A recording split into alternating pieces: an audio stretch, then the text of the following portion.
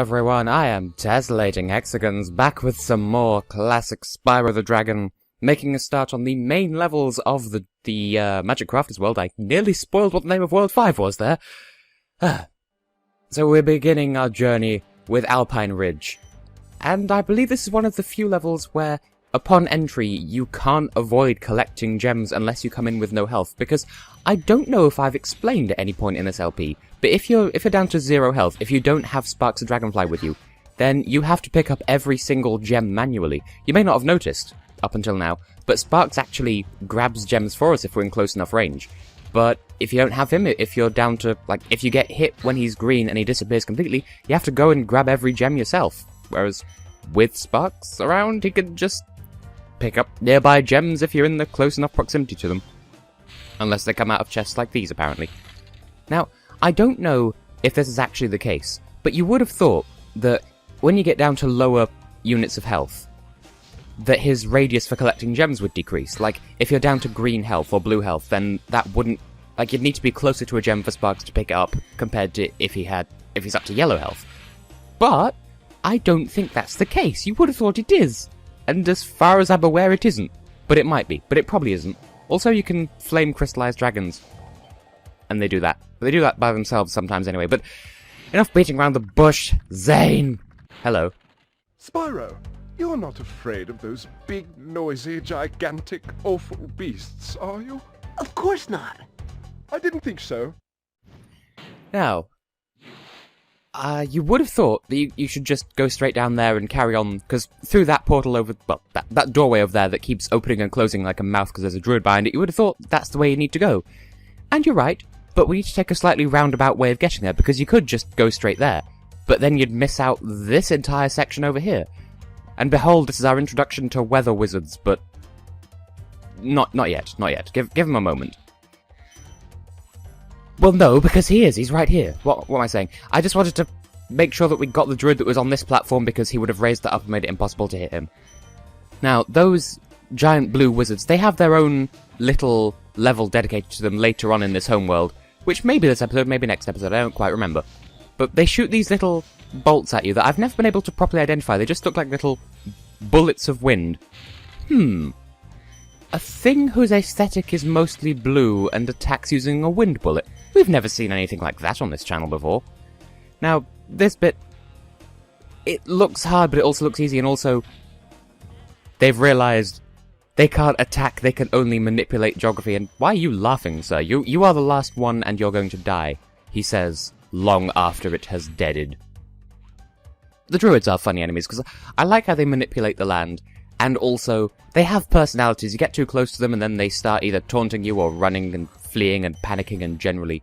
Also, the giant beasts here are adorable, and I know I didn't finish that sentence, and I never will. And you will be left wondering how I could have possibly ended that sentence for the rest of eternity, except maybe not, because that's not how the average viewer's mind works. Now, this jump. Yeah, that. What I was about to say is, on my practice runs, on my low percent run, I kept cutting it really fine with this jump, just like that. And apparently I've learned nothing, and the Let's Play curse has allowed me to fuck it up the one time that I needed to not fuck it up. But hey, I got it on my second attempt. Also, did I mention... No, I didn't. I know I didn't. These little enemies here. I like their death noise.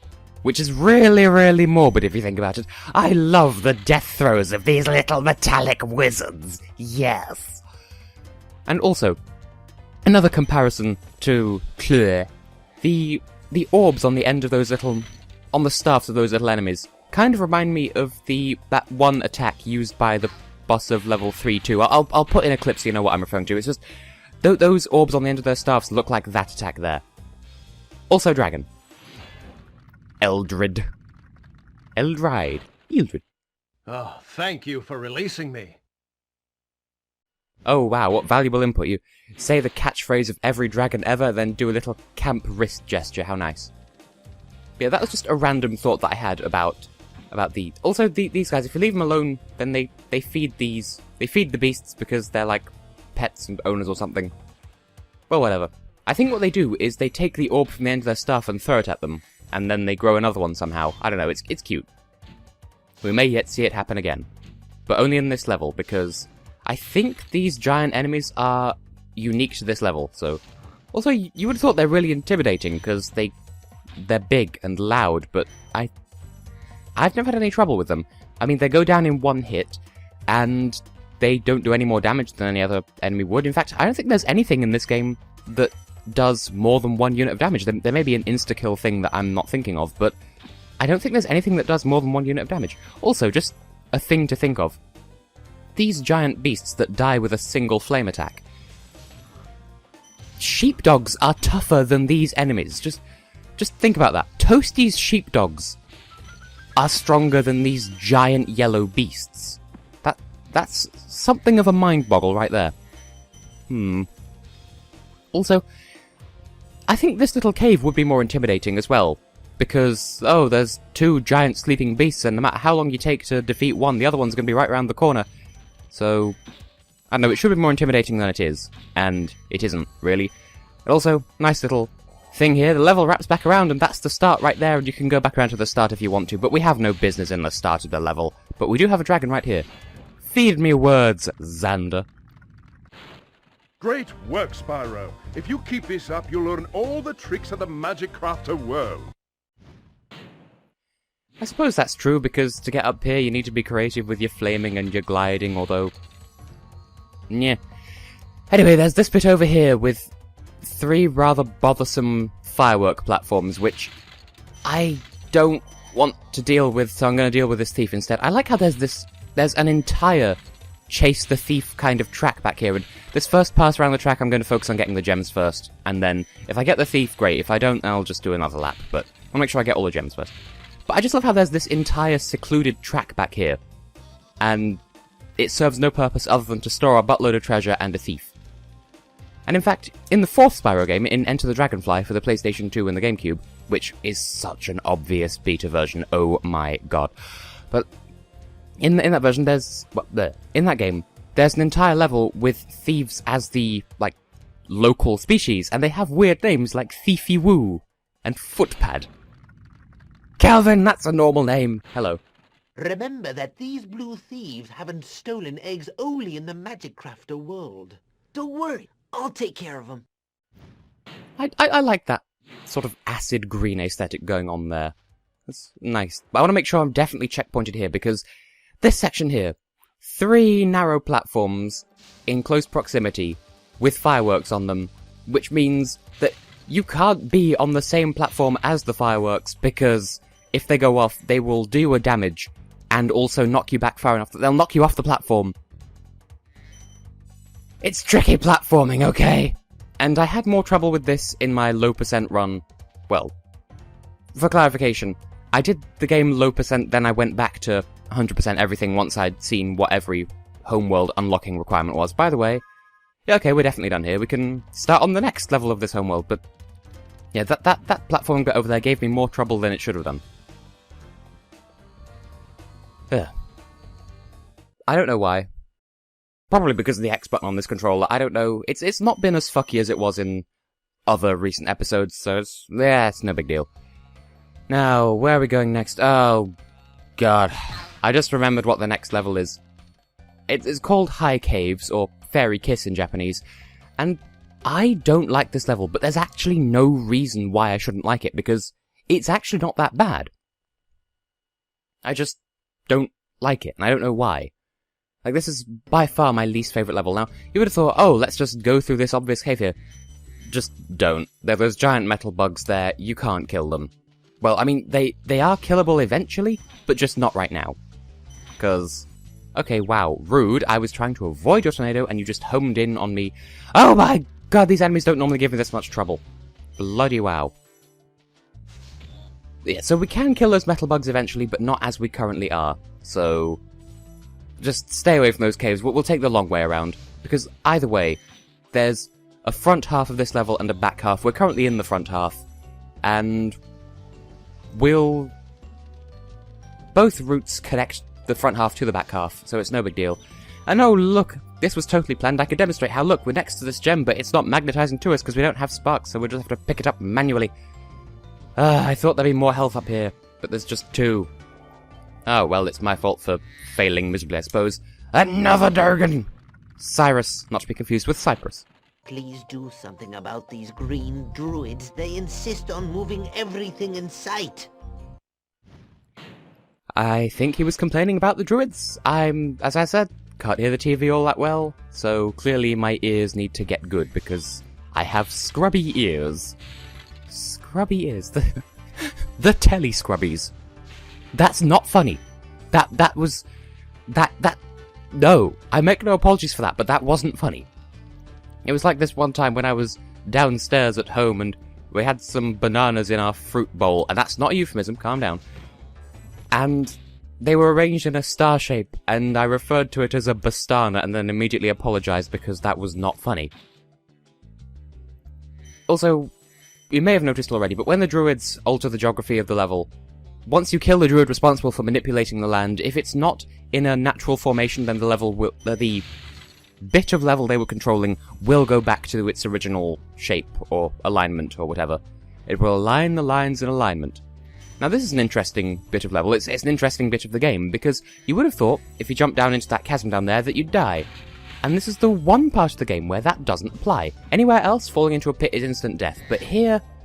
I'll show it in a moment, but first... Ajax? I hate those bugs. When I become big and strong, like you, I'll squash them all. Until then, remember that supercharge makes you invincible. There we go, I believe we've just been informed as to how to defeat the invincible bugs in there, but one thing at a time. First of all, we want to plunder the back half, this is the back half of the level. We want to plunder it for all the treasure that it contains and then some, except we can't collect treasure that isn't here, so maybe I shouldn't have worded it like that, because that was dumb. And I'm sorry I'm not showing the chest landing, it's just the camera pans really slowly in this game. But then again, it's the right speed for what it needs to be. But, there we go. It's just slow for showing things off cinematically. Yeah, if you fall into this particular pit, only in the back half of this level, these fairies will appear right the fuck out of nowhere and save your ass. No matter where you fall, as long as it's in this half of the level. So you could do all these crazy jumps. I suppose it's to introduce the concept of look at the crazy shit you can do with the supercharge combined with jumping. And you've got a safety net if you fuck up. So in that regards, it's kind of a tutorial level. Kind of not. Thief! Surprisingly easy to catch because you can just glide across the little body of water and it's no big deal. I think possibly you might be able to use the propellers of these boxes to kill the thief as well? Because if you have the thief standing about here-ish and then have a propeller fly off the box and hit him on the head, then maybe... I don't know. Also, because the way this level's laid out to teach you how to use the supercharge ramps, there's not really a way back, so you just have to rely on the fairies to save you. And this is the only way back from these various outlying areas. Now, is it just me? And I don't mean to be, like, fat-shamey or anything, because this isn't what that's not where I'm going with this at all. But these fairies look like they're slightly... I don't want to say chunkier, because I don't mean to be insulting at all. It's just they look like they have a stockier frame than the other fairies in this game. Maybe it's just because the other fairies are, like, really exaggeratedly stereotypical, oh look, boobs kind of... Maybe that's not quite the way I meant to word it, but the other fairies are skinnier and these ones are... Even then, they're what Hollywood would describe as plus size, but they're not actually plus size because... I don't know, maybe that's just me, it's just I've always thought they looked like... I don't know, I'm not saying there's anything wrong with it. And it's nice that there's representation of different body shapes. There you go. I said there was no deeper meaning in Spyro, but they have this sort of thing. Also, I don't remember how to do this, but you do have to take this supercharge and then turn back on yourself and go through the caves with the bugs in it, because there are two ways of going... well, oh, you could just turn it on the spot, that works too. And I completely fucked that up. But in every separate one of these rooms, there's a metal bug in each one. And in every case, there's... like, some of them you have to get by supercharging, but some of them... like, you can't get up here with a supercharge, and also these druids make it... like, they use their powers to seal off the exit so that the bugs can get you and do you a hurt. But this is why this level is called Fairy Kiss. This is the introduction of the Super Flame, which is like the regular flame, but you can, with this power-up, you can flame metal chests to open them, and that includes the really strictly locked ones as well. The ones that we needed either the supercharge or a firework or a cannon blast to open up until now. Well, in this case, you can super flame them as well, but the super flame is a temporary power-up. I don't know if it's definitely restricted by time. I feel like it might be restricted by area as well, so there's no way we can get to the lower reaches of this cave with the super flame intact, so that's why we need to supercharge through them. But there's so much stuff I need to do with this level. I'm getting lost in my own mind, so we'll give the supercharge another go in a minute, but there's this bit over here that I kind of almost forgot about, because I was trying to get into that room over there, and then I missed, and that's how I introduced the supercharge in this area in the first place, and nyah! Running out of breath to say my words because I ramble. It is a thing that I do. And that's why you love me, right? And I keep missing all these chests. Which reminds me, there's that singer from the Icelandic national final for Eurovision this year just gone, Alda Dis. I don't know, it just sounds like... It sounds like it's a really... not Creole, but like a really heavy accented way of saying all of this.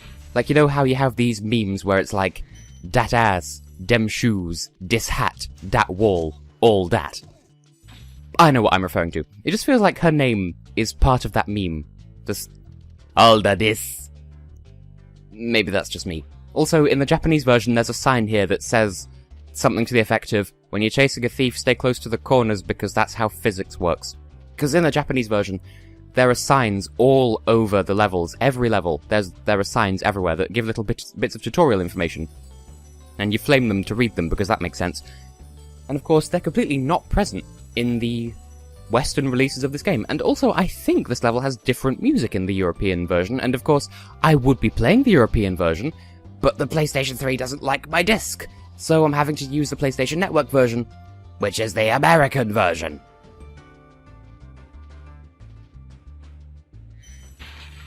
I was going to cut just then, but then I grabbed some gems. Huh. Okay, let's give this another shot. This isn't that difficult, I'm just not good at... Okay, literally, what just tripped me up? That's the thing with the supercharge in the first Spyro game. It was refined in later games, but in this one at least, sometimes you could just randomly trip over ground and that kills your momentum, which kills your supercharge. But I think we've cleared out these caves now, we just need to go back and get all the remaining gems and then we're done. But that implies that there's 50 odd gems in here, and I'm not convinced that there are. I mean, there might be, but where am I missing gems? Oh, I know! Duh! I thought there was something missing. We haven't got to the exit portal area yet. Doy. Doy indeed. Which is Spanish for I give. Make of that what you will. So one last supercharge for good measure, and we actually used this passage to attempt do the thing that I just...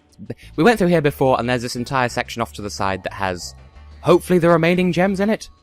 No? Where are the remaining gems? Do you have 25, please? Yes. Okay, now we're done. Well, not quite, because we still have this dragon to get as well. Just want to watch the gem counter tick up, because 500 gems, that's a lot. Cedric, be wise. Try combining supercharge with jumping and gliding, and really explore the high caves. Well, Cedric, I really love your colour palette, but you're a little bit late to the party. So, yep, that's it. We've cleaned out this level. 500 gems per level. That's a lot. So, anyway, I've had a look at the time, and even with cuts and stuff, I think this is the end of the episode. So, I will say that, as always, I have been and will continue to be Tessellating Hexagons, and in the next episode, we're going to do possibly the most iconic level of the Magic Crafters world, for reasons you'll find out in due course. Wizard Peak, which kind of sounds like a euphemism, but you didn't hear that from me. See you next time.